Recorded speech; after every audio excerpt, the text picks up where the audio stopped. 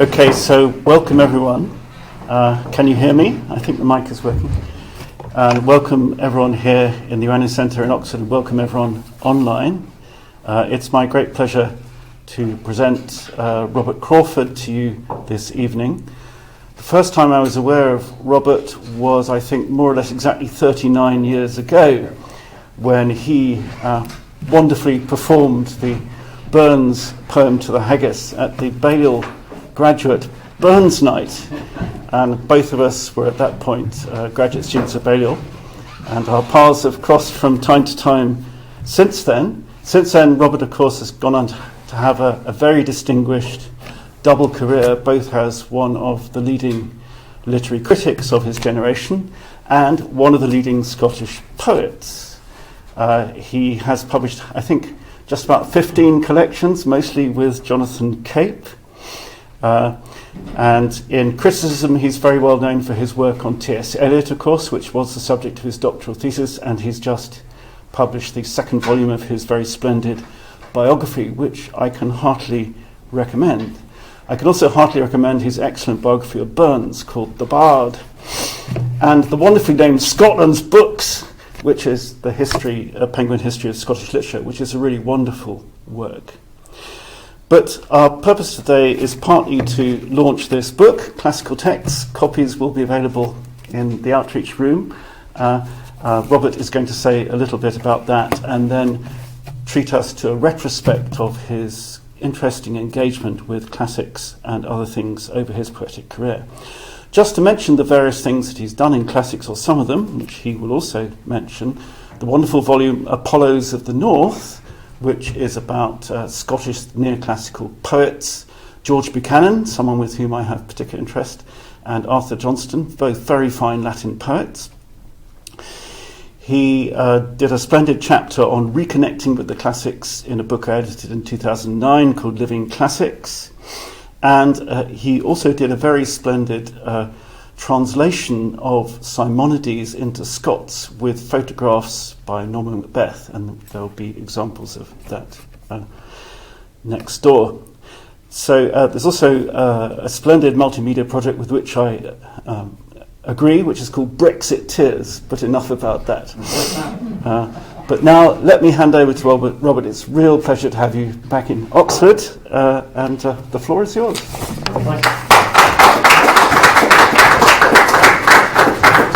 Let me pass these round, just so you've got something to look at while you're listening to me. This one will frustrate you in as much as it's not for sale. There's one copy of Simonides, if you want to buy it afterwards, but it costs £30. Thank you. Sorry, yeah.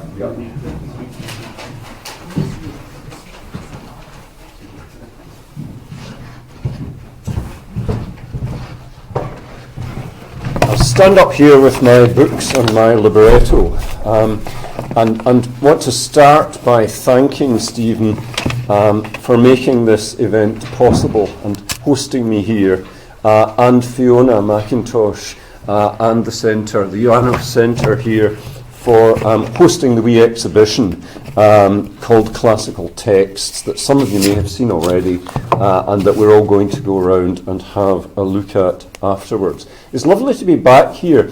The people don't change, but the buildings do. By which I mean several things. One is, it's absolutely lovely to see a number of people whose faces I recognise in the audience. Secondly, I was going for a wee wander around earlier. I've been seeing a train all day, or trains all day, so it's nice going for a walk, and you do pass the same sort of people in the street that you passed 40 years ago. You know, subtle difference between the graduate students wandering along Jowett Walk, looking a little world-weary and cynical, and the bright-eyed, bushy-tailed undergraduates trying to impress one another and walking a bit faster. But I got an awful shock when I realised that not only did the building that I lived in my first year as a graduate student been knocked down completely, but also the building next door. You know, I just don't think of that as the kind of thing that happens here, but it does. just to let you, I'm going to read for about, probably about 50 minutes with little bits of patter, and then maybe we can take some questions and wander through the exhibition. I'm not a classicist. I'm at best, I'm a very, very vestigial classicist. I studied Latin and Greek at school at a time when Latin and Greek were much more widely taught in schools in Scotland than they are now. I come from a kind of lower middle class background in Lanarkshire in Scotland.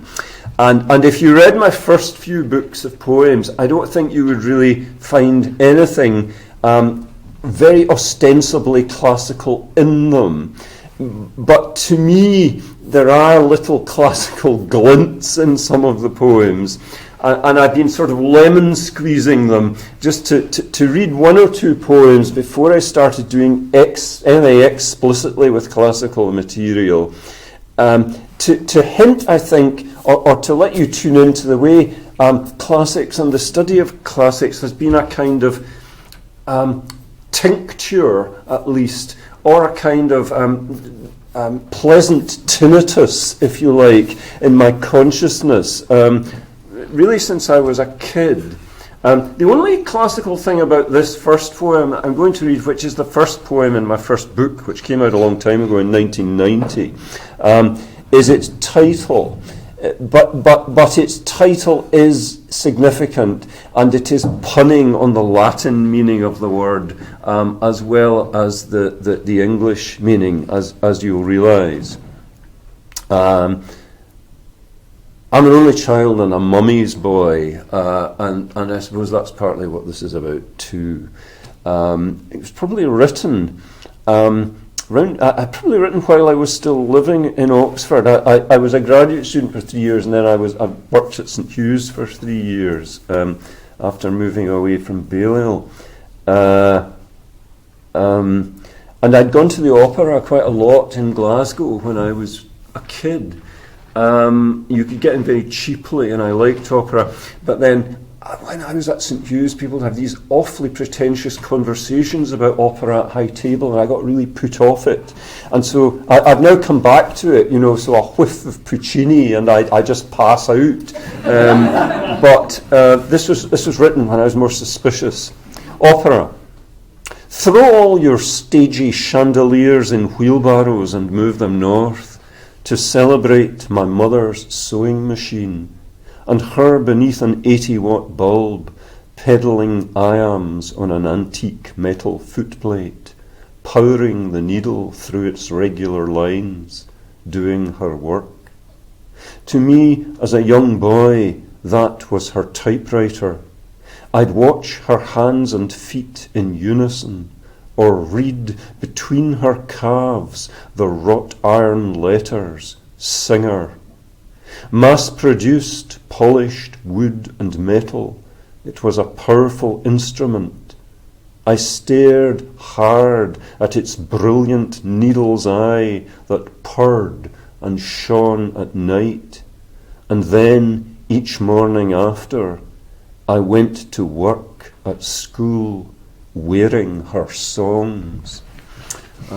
Those of you who are half my age or less will probably be more familiar with what's left of Singer sewing machines as little cafe tables now. But they did have this wonderful wrought iron framework with the word Singer there. And so I suppose I started seeing that word when I was about that high. So that was opera. I went to Glasgow University as an undergraduate and did Greek in my first year. I went there to do English, but you did a number of subjects in your first and second year, so I did Greek as a kind of subsidiary subject, if you like, and really enjoyed it, and certainly I'm so glad that I did. My closest friends there, or a lot of my closest friends there, were classicists, and we had some lectures in what was called the humanity classroom, which was the Latin classroom. In the ancient Scottish universities, the word humanity means Latin, and I just loved that. Although I've been corrupted by living the east coast of Scotland for about 35 years now, I am a Glaswegian, and that sort of democratic sense of book culture, which is very strong in Glasgow, I kind of was shaped by. Somehow I think that's behind this, the humanity classroom. Sitting there, I was a comma in the Bible. On either side, great generations of talk. The word means Latin. Stubbornly at the uni, they went on calling it humanity. Before my time, in mid-Aeneid, a woman at the lectern under big oil portraits threw open a window, leaned out listening to riveters at work in the shipyards. So I studied Greek for a year, and I think some of my pals were, and still are, classicists. So this one again is, just before I kind of come closer to actual classical texts, is obliquely classical. One of the things about classicists when I was a student, and most of the classicists who taught me were male, not all, but most of them was, they wore old-fashioned clothes, like jackets and so on. And I found this kind of reassuring, I suppose because my dad wore rather old-fashioned clothes. But I won't say, this is based on a real incident, something that happened to a friend of mine at Durham, though those of you who listen carefully will detect a more local reference later on. I won't embarrass him even at this distance by saying who it was, but it is all true, though, as they say, the names have been changed. It's called Name and Address Supplied. My Edwardian friend, Arthur Farquharson, lived in college 3 enormous years, with his ties, shirts, trousers, jackets, underwear and socks, all neatly sporting an embroidered label, Arthur Farquharson, then the college address and postcode. 6 months into his college residence, his case was stolen. The hopeful thief, finding no laptops, cash, or videos, just unironed shirts and old school ties, beery sports jackets, Henry Tudor long johns, and Scott of the Antarctic vests, hurled the slashed suitcase in a shot putter's arc over the windswept, flooded field just off the ring road. So Arthur's most intimate whites fell among nettles. A cross between rumpled snowflakes and parachutists dropped at Arnhem. 4 months afterwards, tall, po-faced students would amble into the college with a plastic bag of Arthur's smalls, all bird shit and sodden cotton, harvested from scrubland or gutters or animals' burrows. Then when Arthur slunk back from work each evening, weary and keeping close to the wall, the alert porter stood in reception brandishing a pair of weathered, just recognisable Friedhof Nansen patent hyperthermals, thundering into the mellow evening with its arm-in-arm couples, its cricket 11s. Mr. Farquharson, surely these must be yours!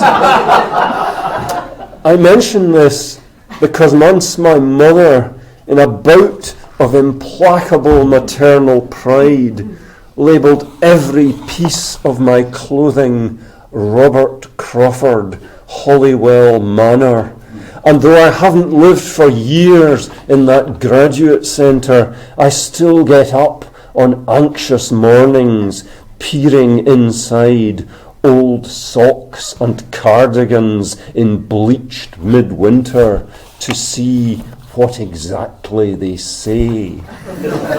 So that's one of the classical elements in this book called Masculinity, which was my third collection, came out in 1996. As I say, I hung out with classicists, and I kept up with some of my lecturers. There still wasn't publishing any kind of versions of classical poetry at all. But this would be written after I was working in St Andrews, so it's probably a poem from about the mid-90s or late 90s, and it's about going back to Glasgow, to an area of Glasgow called Hindland. All one word, Hindland, but somehow that Hindland suggests a kind of look to a past terrain, and the poem is conscious of that. I don't see why I shouldn't say who this is about. This man's still alive. It's a man called Ronald Knox. I know there was a famous Ronald Knox in Oxford, but this guy, who's now about 80, was one of my Greek lecturers at Glasgow. Hindland. Visiting, I was back in the old country. Red sandstone tenements, top flats called Loch Nagar, where my host from the Scottish Hellenic Society asked in his high-ceilinged guest bedroom, "Will the clock disturb you?" Thinking it might, he reached out and stopped the pendulum. Camp-bedded under coffin bookshelves, numismatically neat, in between the Scottish coinage and the memoirs of Heinrich Schliemann, I dreamed my nation's classical sources, sealed below Hindland, weighted unreduced. Shelves sedimented with pro-perispominal tomes, Trojan Spielberg, uninjured coins, brushed clean in each layer, groats and mint pounds Scots. Somewhere near, in an amphitheatre, my old Greek lecturer, roticized, manic hair grey now, arms all go, about Marathon, Marathon, the plain of Marathon, book flapping up and down in the air, a tattered flag, or the wings of a bird that might fly off and perch somewhere else. Sometimes you have to wait a long time for these birds to fly off and perch somewhere else. Lemon squeezing classical material. From this book, we come to something that you might actually recognise as classical. I was a student at Glasgow in the late 70s and left in 1981. We're now coming to a book that came out in 2003, and I think that's just about the first time I published any kind of version. I say version because I suppose these are translations, but I'm the sort of classicist who needs a Lloyd. Just three little poems called Cicadas. At the time, I didn't actually know that I think in the ancient world some of these little lyric poems were called cicadas. I thought I'd just come up with the idea. But then it was rather nice to find out that I hadn't. That it was a term that some ancient poets had used of little poems. Cicadas from the Greek. Alkman. The tops of the bens and the benside burns are asleep, with nesses and steep-sided glens. All the dark Gaian larder, wildcats and heather honeybees, fins and tails deep in porphyry sea lochs, and the songbirds are flying in their sleep. Sappho. That cloud-juiced apple at a high twig's tip, reddening on the utmost branch. The one the apple pickers missed, not missed, they could never reach it. Meleager. Though the garland round Heliodora's head fades now, she sparkles. She is herself a garland to garland, the garland. Now, one of the books that I do want back from you, but is somewhere passing round, is a book called Apollos of the North. And it's a book of translations from two Neo-Latin poets, Scottish Latin poets, Arthur Johnson and George Buchanan. I've named them in the wrong order because George Buchanan, of course, came first.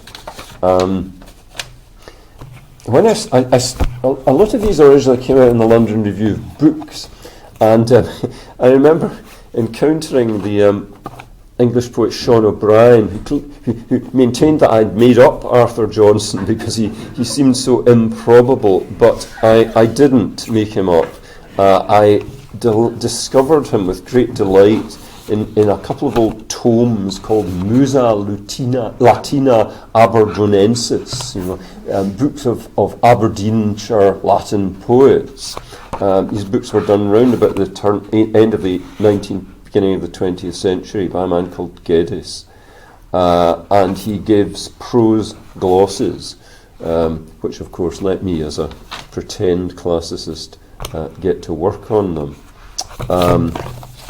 So here is a poem by, I was going to read you one about Aberdeenshire, but actually my favourite among these poems come from a sequence called Encomia Urbium. These are poems written in the early 17th century, first half of the 17th century, and they are city poems.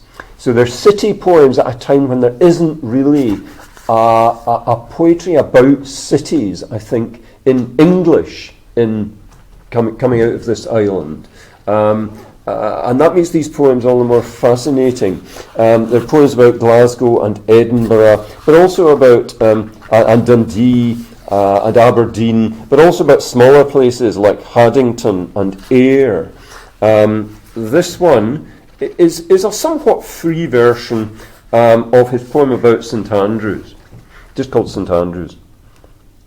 Sacred St Andrews, the whole wide world saw you as the borough of God. Jove, eyeing your great cathedral, blushed for his own wee Tarpeian kirk. The architect of the Ephesian temple, seeing yours, felt like a fake.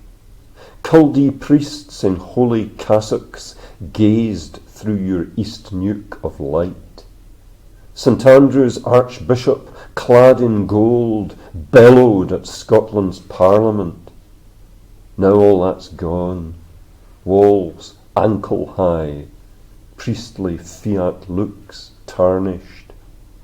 Still you pull poets though. You wow lecturers and lamp technicians. Aurora of the Peapodie in Fife frisks ashore with salt-reddened fingers, herring sparkle of dawn. Thetis coughs through 10 a.m. har fog, waking hurpling hungover students who sober up with golf clubs. Focus was Phoebus's longtime lover, Attica of Pallas. In St Andrews, each dances forever now. I'll read one more Arthur Johnson poem. In a sense, this kind of Ovidian poem, if you think of the exiled Ovid, I think Johnson is quite keen on Ovid and takes on aspects of his voice at times. this is part of a longer poem, which is a kind of verse letter. So it's translated from the Latin of Arthur Johnson, who lived from 1587 to 1641. It's just called To Robert Barron, who's one of a bunch of chaps whose nickname was the Aberdeen Doctors. They're kind of learned Aberdonians. Dear Dr. Barron, Aberdeen, read this, my mud-stained, gloomy work, sent from a burn that feeds the dawn. Out in my croft, far out of town, among rough, stony, worn-out fields, ex-poet and ex-learned man, I plough my furrow with dour beasts. Bent double, eyes glued to the clods, I trek behind my oxen's lines, goading them on or chanting verse, teaching the ox boustrophodon. Sometimes I hoe and hoe the marl, sometimes I harrow it to death or jab it. With my writing hand I haul the stones from new ploughed fields, then maybe irrigate the land or drain it with a shallow pit. Both arms ache with threshing crops, both feet are just about done in.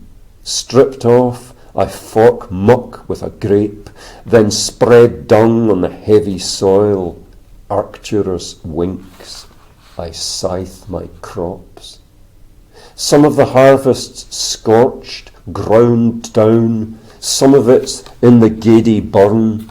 Through the hot summer I prepare for snow, cutting and banking peat. Excavating the earth's bowels, I just about see spooks and think the dead peer back. What makes it worse, as when a storm first hits, and then wave after wave pounds in, my head's just touched the pillow in pitch dark when I'm awoken by the lark.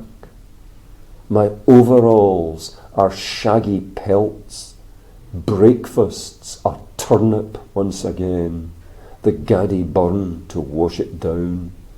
I'm dying in 1,000 ways, the underworld might cheer me up. So lonely, scared the mirror shows not who I was. Teeth like a dog's, hair dandruff white, boils on my lips. I take my stand knee deep in shite, bowed down, too harnessed to the plough, downcast, the beast I have become.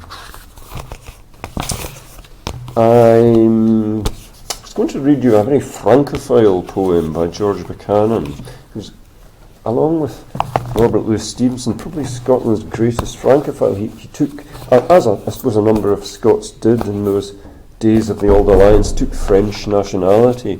But I'm going to skip that just for the sake of time, because it's quite long, and read another teeny wee Sappho poem. When I was deep in my administrative labours as head of the School of English at St Andrews, I got this wonderful invitation to go to Yale and talk at a conference called Why Literature Matters. And I decided that I was just going to talk about this little Sappho fragment. And I did. And I just always remembered that. To be honest, I've always remembered being driven along from New York to New Haven in a big swanky limousine and thinking that all this was my parasitic relationship with Sappho that had got me this. So I tried to pay it back by making a version of this poem, The Evening Star, which the verb ferreis is used in the poem, and I got terribly chuffed because I used the verb ferry in the English version, which seemed to me a way of sneaking as close as possible to the sound of the Greek at one moment, which sometimes is what you want to do, though you can't, of course, manage it completely. The Evening Star. Hesperus, ferrying home all bright dawn scattered. You ferry home the sheep, you ferry home the goat, you ferry the child home to mother. And one of my friends who died relatively young was somebody who'd been in Oxford around about the same time as me, but whom I never met in Oxford. You know, it just happens sometimes. I was at Balliol with Boris Johnson, but I never actually met him. I remember seeing him across the quadrangle, and he's the kind of guy, if you saw him in the distance, you would avoid. So I didn't meet him until a lot later. But it's funny being in such a relatively small place. There are these people, you realise where your contemporaries, but you never met. And Mick, I reviewed Mick's first book for the LRB. And thank God I gave it a good review, because about 2 years later he became my editor for a time, which I hadn't expected. And we ended up co-editing the Penguin Book of Scottish Verse together, about which I could tell you many stories, but I won't. But when he died, I was pretty upset. So I wrote two poems really in memory of him. I'll read this one because it's much more directly classical than the other.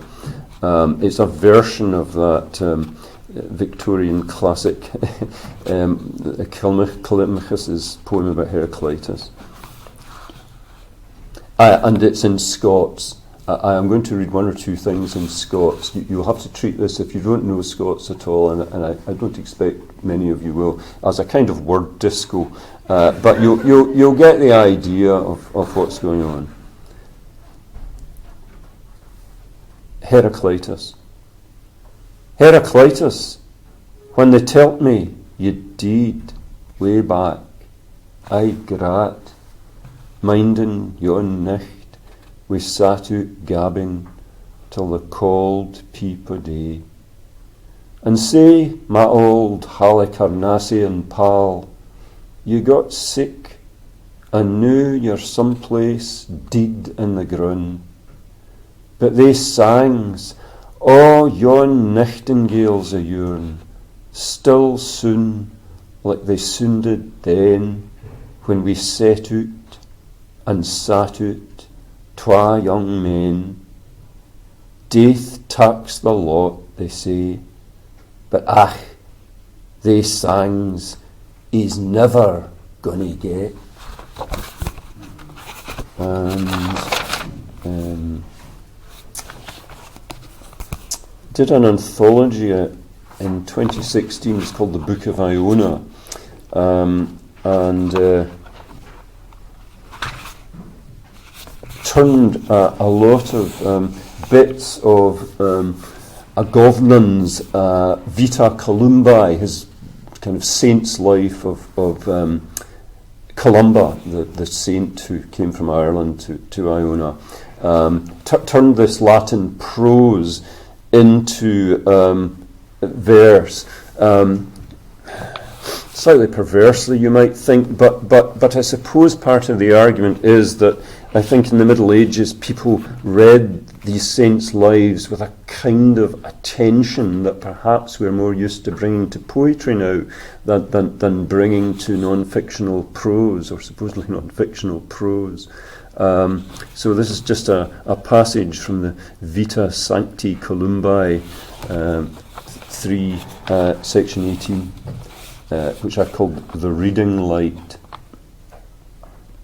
At daybreak, as Columba woke to fasting, then throughout that day an intensely bright, everlasting light sheathed him and shone through keyholes, through chinks, round doors, as if kindled in a hearth at the heart of that Iona house, while all day long Columba sang new songs never heard till then, and became aware of secrets hidden since before the start of the world, and he mastered the art of how to handle difficult scriptures, making clear their hymn-like core, their simple inner candle.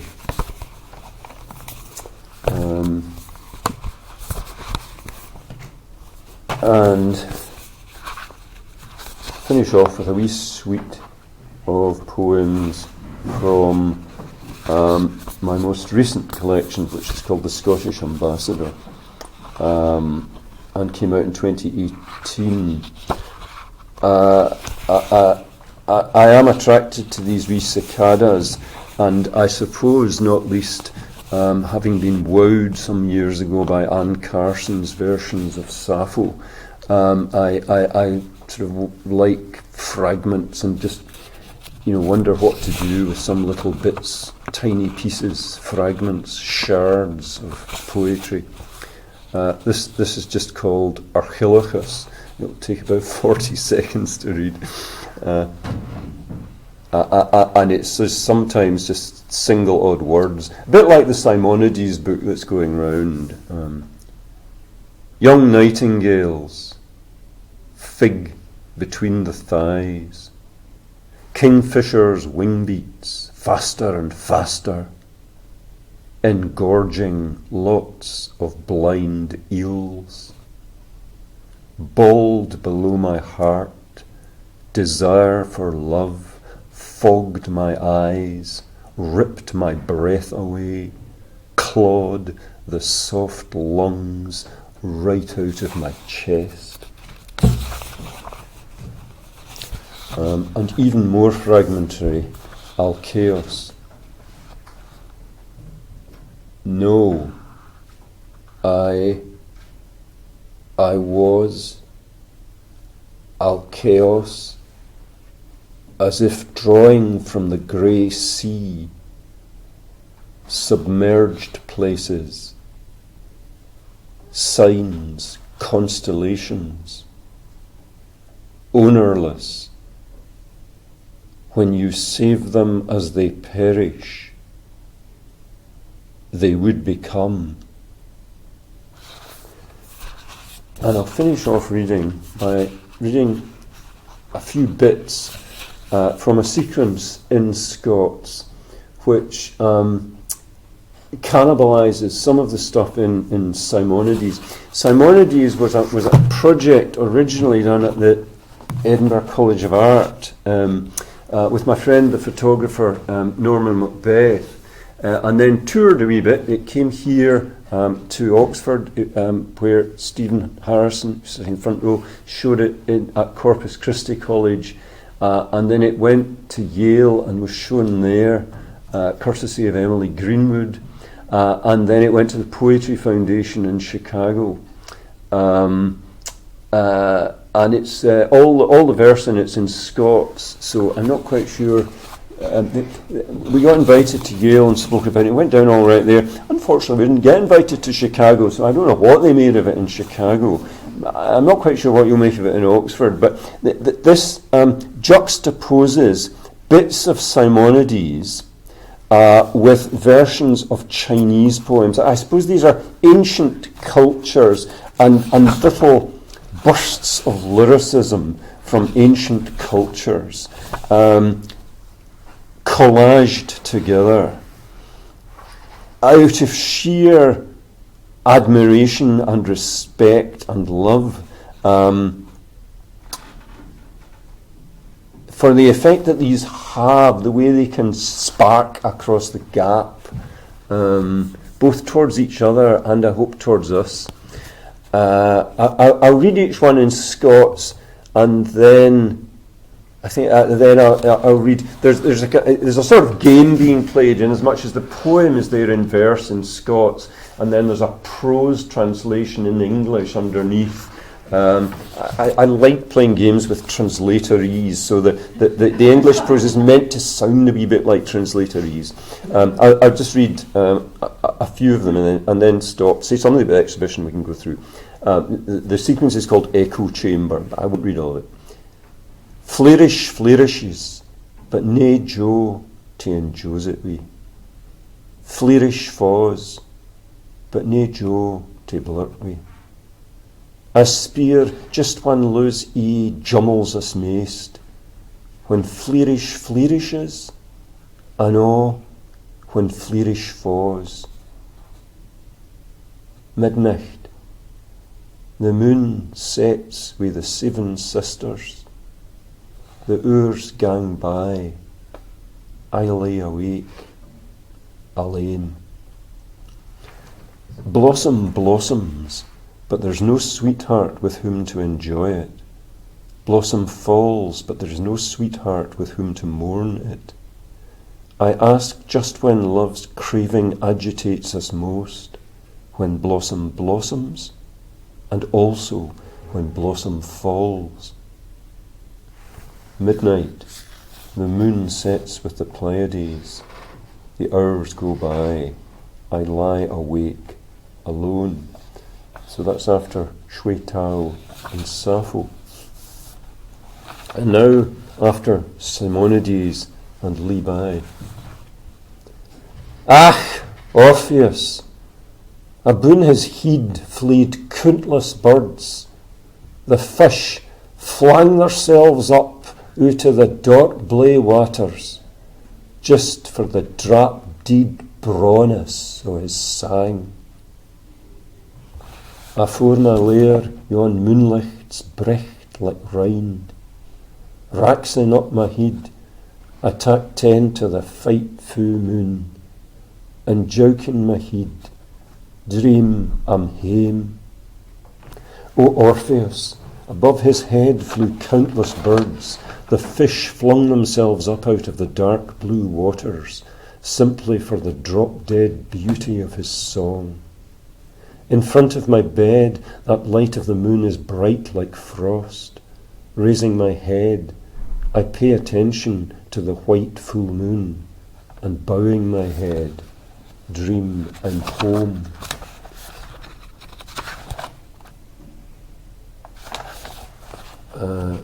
And now, after Simonides and Wang Wei, Utlan, tell our meesters this, we lie here deed, we did as we were telt. Tomb bends, naebody kythen, just voices echoing, and licht hame coming to ilka dark fir, the strath's tap dricht eens again. Stranger, take this message to our masters. We lie here dead, we did as we were told. Empty mountains, nobody in evidence, only voices echoing, and light returning to each dark fir, the top of the water meadow, bright again. Now, I filled most of the hour reading from my back catalogue. That's because what we're about to wander through and see in the other room can't be read aloud in any meaningful way. If you haven't wandered through to the other room yet, you'll understand what I mean when we go there. Because what you're about to see are really, you might call them concrete poems, you might call them tricks, you might call them typographical jokes, but each of them, I think almost all of them, are just one word long. So, you know, and you won't get them if I read them aloud. You have to look at them. One of my teachers at university was Edwin Morgan, a Scottish poet who, if you know anything about Scottish poetry, you know he's a very versatile poet. Worked in sonnets, worked in iambic pentameter, worked in free verse, worked in sound poetry. He was quite influenced both by, during the Cold War period, both by the Beats in America, but also by Khlebnikov and Russian Zaun poetry and Mayakovsky. So there's a very interesting kind of fusion that goes on in his work. But he also was well known as a concrete poet, particularly influenced by the Brazilian concrete poets. And I have always avoided concrete poetry like the plague. But like most plagues, including COVID, eventually it catches up with you and has its revenge. So concrete poetry has now caught up with me and had its revenge. And that's what we're going to look at. I'm enormously grateful to Stephen and Fiona and colleagues for making it possible to exhibit these here. There's a wee book which is lying on the table through there. It costs £10 if you want to buy it. But really the exhibition here is a sign of failure. It's Matthew Arnold's Oxford Home of Lost Causes. My original idea was, and aspiration, wish was, that these should be a big public art project, and they should be projected onto buildings, because the point of them really is to try and make people think a wee bit, shuggle them, shake them a little, but make people realise that actually classical culture, in a funny way, is still part of aspects of everyday life in a way that we hardly realise. So it's trying to reach out to people who are texting on their phones, and just interrupt them for a moment with a tiny wee text and make them smile, but also make them connect, even if they have no Latin or Greek, with an aspect of classical culture that, hang on a minute, you might understand. Maybe they're for children, maybe they're for people my age, maybe they're for people your age. I hope they might work for everybody. I took them to the director of the Edinburgh Book Festival, where I do some things, and tried to convince him that they should be projected all over Edinburgh. But I think, although he didn't say it to me, he thought somehow they were too elitist. And somehow that was the issue that I was trying to get around with them in the first place. So that hurt. But you can make your own mind up. We've maybe got time for a couple of questions, and then let's just go through, and you can wander around these and just see what you make of them.